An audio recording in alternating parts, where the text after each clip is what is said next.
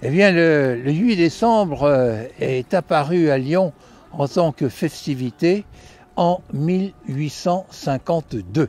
À l'origine, ça devait être non pas le 8 décembre, mais le 8 septembre, qui est une autre fête de la Vierge. Le 8 décembre, c'est la fête de l'Immaculée Conception.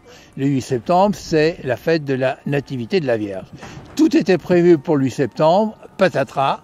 Orage épouvantable, on annule tout, bien, et on se dit qu'est-ce qu'on va faire? On reporte, on attend. Et on reporte à la prochaine fête de la Vierge. Et 8 décembre 1852, hop, c'est parti. C'est parti, et voilà que ça retombe. Il pleut. Alors on en voit vite un peu partout à travers la ville. Attention, ne préparez rien. Il y avait des tas de choses qui étaient prévues, qui étaient envisagées. On devait faire déjà des illuminations. En fin d'après-midi, le ciel s'éclaircit. Et là, il s'est passé quelque chose de tout à fait extraordinaire. C'est que sans qu'aucune consigne ne soit donnée, les Lyonnais et même les gens des environs, car ça a très vite débordé Lyon, ont spontanément mis des lumières sur leurs fenêtres. Quand ils ont vu que le temps le permettait, ils l'ont fait et c'est ainsi que sont apparues ces premières illuminations qui ont beaucoup marqué les contemporains et qui ensuite ont été reprises chaque année. Parce qu'à Lyon, on a toujours été très orienté vers Vierge Marie. Ça remonte à des siècles et des siècles. Et la première certitude qu'on a, parce qu'on en a une trace écrite, elle remonte au XIIe siècle. Et elle est personnifiée d'ailleurs par une des structures, une des bâtisses de l'ensemble de Fourvière. C'est la toute petite chapelle Saint-Thomas qui se trouve derrière moi.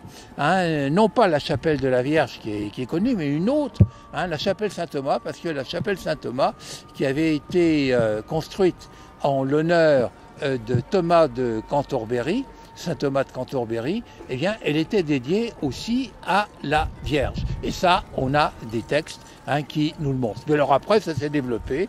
Et ça s'est développé aussi à travers quelque chose qui est très connu des Lyonnais, puisque tous les 8 septembre, fête de la Nativité de la Vierge, il y a une messe solennelle qui est donnée ici pour rappeler qu'en 1643, les Lyonnais l'ayant imploré, la Vierge a empêché que la peste arrive jusqu'à Lyon, comme elle avait été dans d'autres endroits. Et c'est l'origine de ce qu'on appelle le vœu des échevins. C'est une manière pour tous les Lyonnais, les autorités et les autres, de venir exprimer leur remerciement à Marie.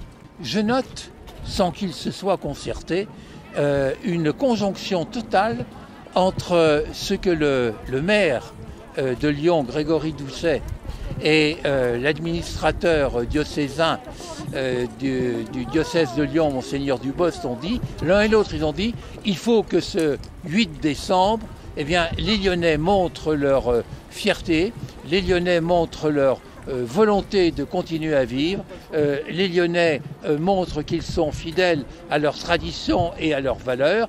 Chacun de leur côté, ils ont dit, mettez des lumignons. C'est la seule chose que les Lyonnais peuvent faire ce soir.